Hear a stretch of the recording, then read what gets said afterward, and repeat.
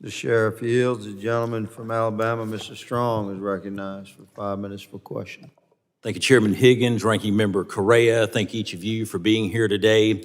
I don't have to tell you how important cutting-edge technology is for our law enforcement, particularly as they carry out their mission at our borders. As technology continues to develop for those who wish to do good, so too do the capabilities of those that wish to harm the United States of America. As we have discussed today, we have seen how cartels have taken drones to carry out illegal activities, including transporting weaponized payloads, conducting surveillance, and carrying out attacks on domestic critical infrastructure. It is my understanding for every drone flown by border security, the Mexican cartel is flying 17 drones. We have technology to drop these drones, block these drones, intercept these drones, and do forensics on them. We're already doing this in Israel and the Ukraine, is my understanding.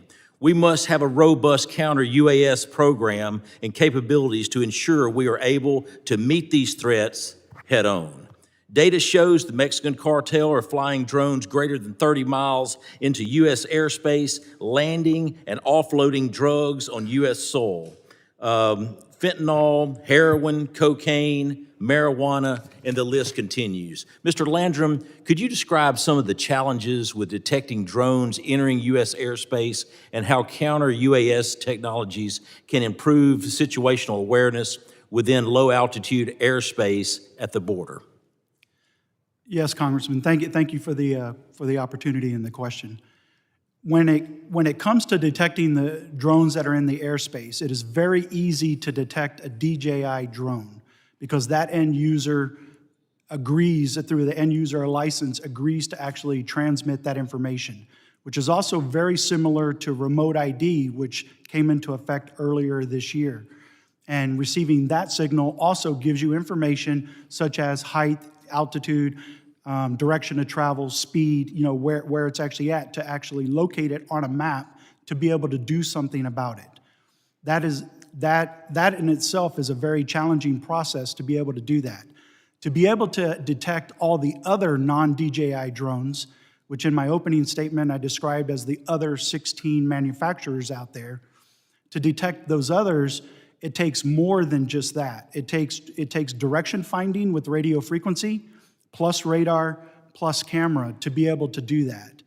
And in the example in the Laredo demo where we brought that equipment down there to demonstrate that for CBP over the course of this year, what that did is that exposed the other 29% of drones that they were not seeing in that 5-mile stretch. Thank you. Some of these drones are much smaller than traditional aircraft that would show up on radar. How does this complicate detecting and preventing drone incursion? It is extremely difficult the smaller the device actually becomes. And when it comes to the sensor fusion, being able to put something that is found either by radio frequency or by radar on camera. That is very difficult to accomplish that.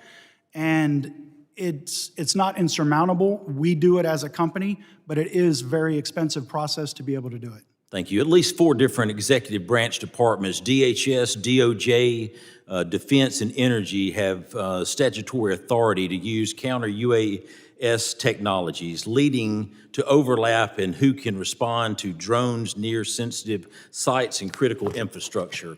In your time in both government and the private sector, have you ever encountered a delay in response time to a UAS incident because of institutional roadblocks such as overlapping jurisdictions?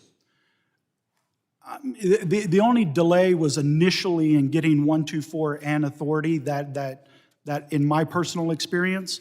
So, going back to the 2017-18 timeframe, getting that operations plan in place and getting that actually approved.